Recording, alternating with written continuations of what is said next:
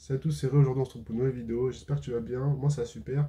On se retrouve pour une vidéo où je vais vous présenter en fait la filière MPSI, c'est-à-dire pour ceux qui sont en secondaire, en terminale, où on va commencer à avoir Parcoursup, la formation des vœux pour l'orientation future, vos choix futurs l'année prochaine.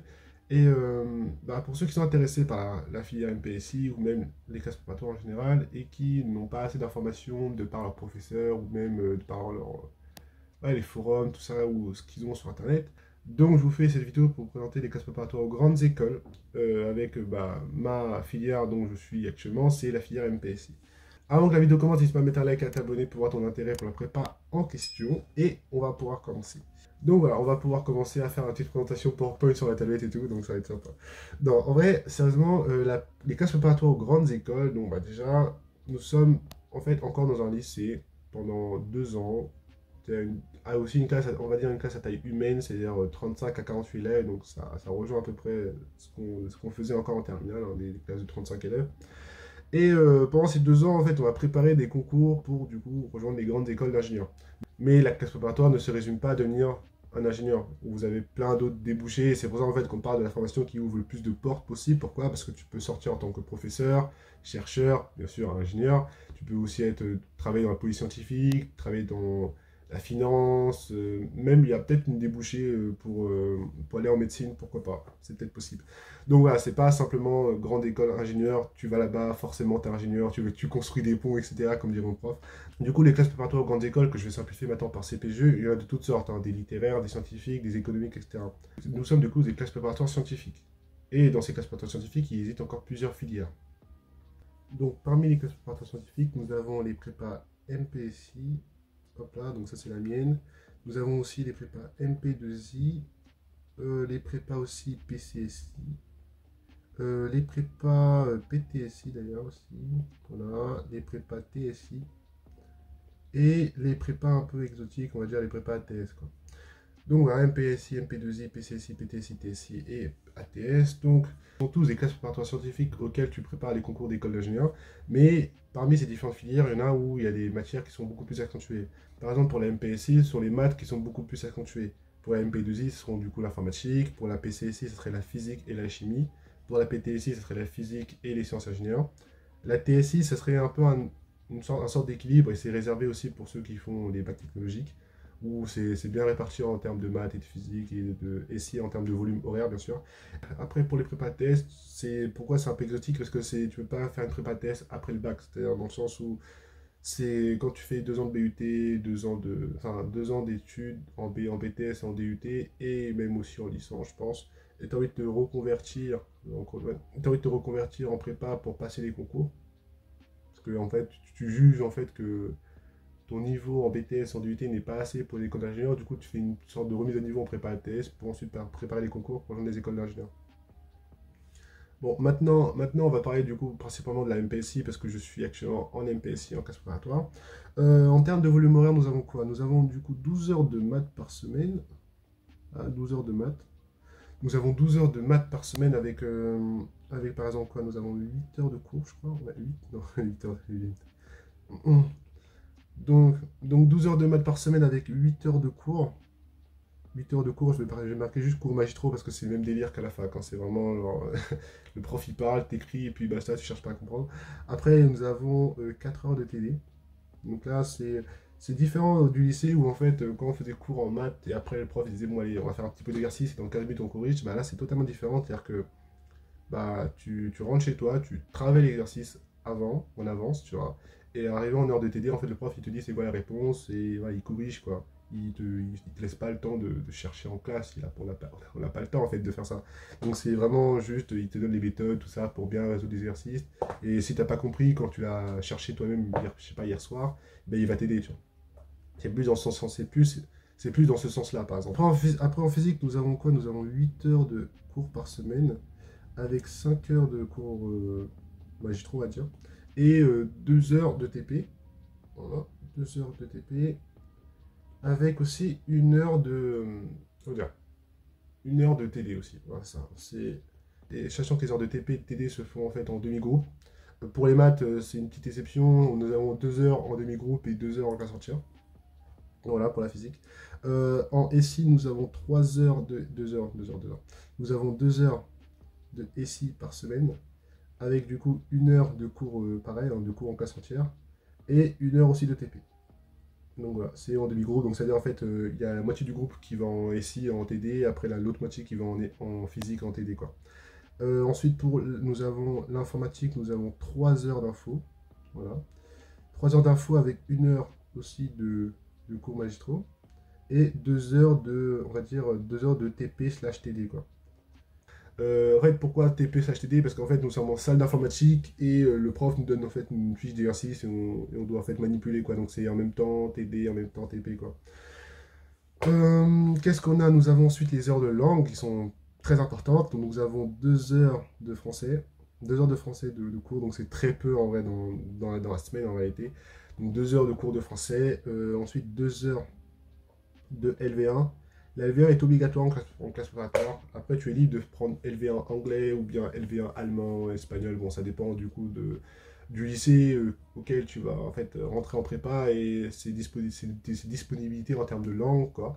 Mais par contre, ce qui est important, c'est que si tu fais, je sais pas, LV1 allemand, dans tous les cas, tu auras une épreuve d'anglais au concours. Donc, c'est pour ça qu'il ne faut pas oublier, quoi, que je sais que tu n'aimes pas l'anglais, mais il va falloir quand même travailler, quoi.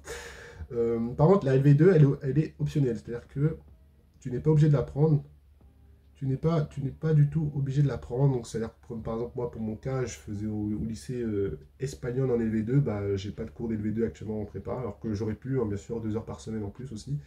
Mais bon, voilà, c'est juste que ça m'intéressait pas de continuer en fait l'espagnol après la prépa. Donc voilà. Mais bien sûr, rien ne t'empêche de prendre LV2, même je crois LV3 dans certaines prépas, je crois. Non, quand même pas, je pense. Mais voilà, t'es libre de faire même.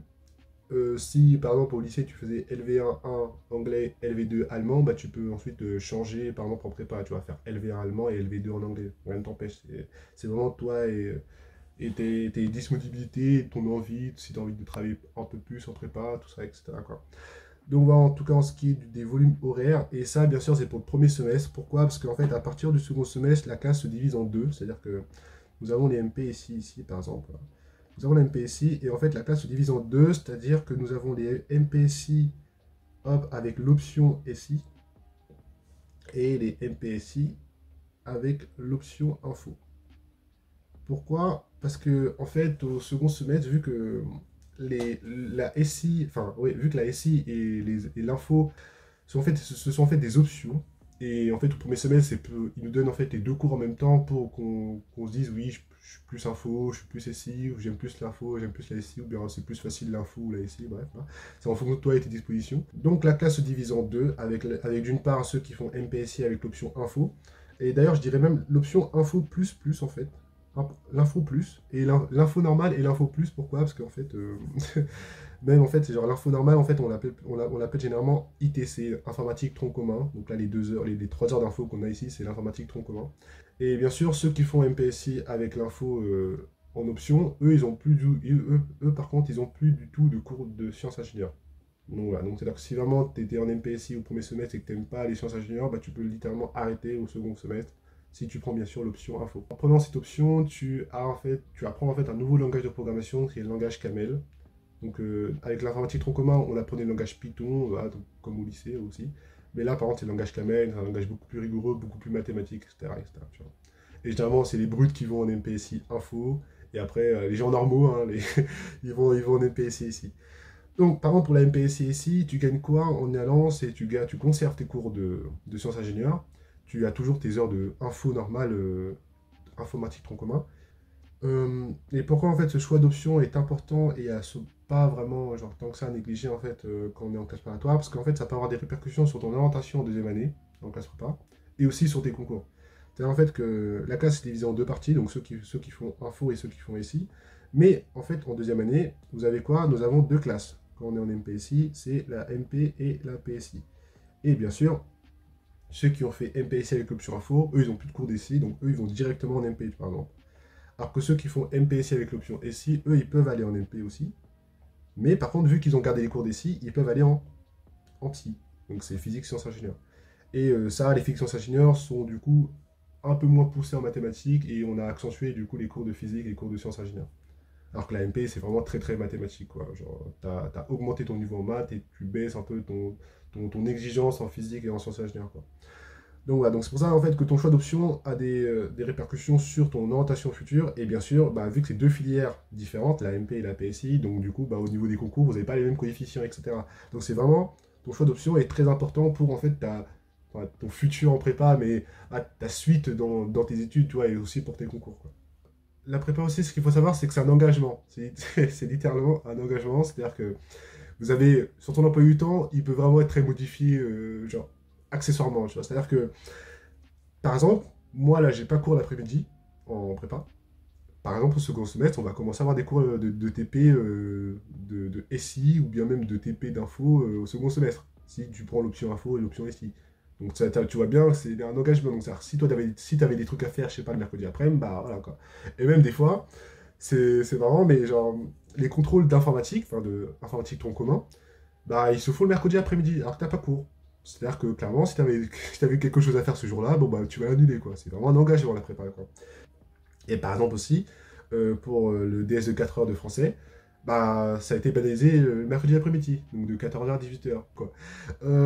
Ensuite, ouais, j'ai pas aussi parlé des heures de colle qui sont bah, pas entrées dans le volume horaire de la semaine. Mais oui, ça fait environ en MPSI, vous avez 2 calls par semaine, donc bon, bah, 2 heures de colle.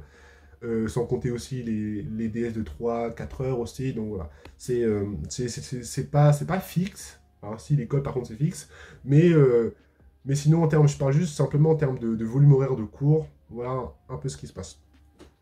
Après, au niveau des concours, vu que c'est marqué classe préparatoire aux grandes écoles d'ingénieurs, forcément il y a des concours pour devenir ingénieur. Donc je vais lister les concours un peu classiques. Nous avons le concours XENS. Hop, hop, hop. XENS. Vous avez le concours central. Vous avez le concours aussi CCNP, donc c'est concours commun MINPO. Vous avez aussi le concours CCNP, donc là c'est le concours.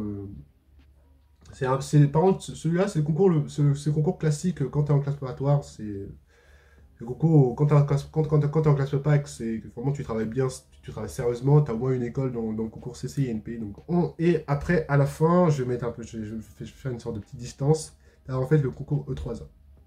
Pourquoi j'ai mis cette distance? Parce qu'en fait, généralement, bah, même les écoles du concours E3A sont des écoles que tu pouvais rejoindre en fait après, dès Parcoursup, donc après le bac. C'est par exemple tout ce qui est le concours JP Polytech sur Parcoursup, le concours, non pas Advance, le concours Avenir, le concours Puissance Alpha, donc c'est toutes ces écoles post-bac, hein, et privées d'ailleurs, qui coûtent 9 000 € par an. Donc avant, quand t'es en classe préparatoire, t'as galéré pendant 2 ans, c'est pas pour rejoindre une école post-bac. Donc, après, ça se fait, il y en a bien sûr qui l'ont fait, et big up à ceux, hein. Big up à ceux qui l'ont fait, tu vois. Mais dans le principe en eux-mêmes, c'est plus pour préparer ces concours-là plutôt que faire les écoles de 3 ans. Et ça, c'est un peu les concours classiques. C'est-à-dire que c'est là, oui, il y a des écoles d'ingénieurs, quoi. Et il y a aussi, bah, par exemple, le concours XENS, c'est pour devenir, surtout les ENS, pour devenir professeur. Et la majorité des professeurs en classe préparatoire, en maths et en physique en tout cas, ils ont fait au moins ils ont fait genre X, c'est-à-dire Polytechnique, ou bien, ou bien les ENS. Voilà, c'est pour se dire qu'il y a quand même un gros delta entre les professeurs de lycée et les professeurs de prépa, quoi. Et donc voilà, c'est un peu les concours classiques. Pourquoi? Parce qu'en fait, nous avons les concours un peu exotiques. C'est-à-dire que, comme je vous ai dit, la classe préparatoire, c'est pas simplement pour devenir en fait ingénieur. Tu peux aussi devenir, bah, comme j'ai dit, professeur avec le concours XENS.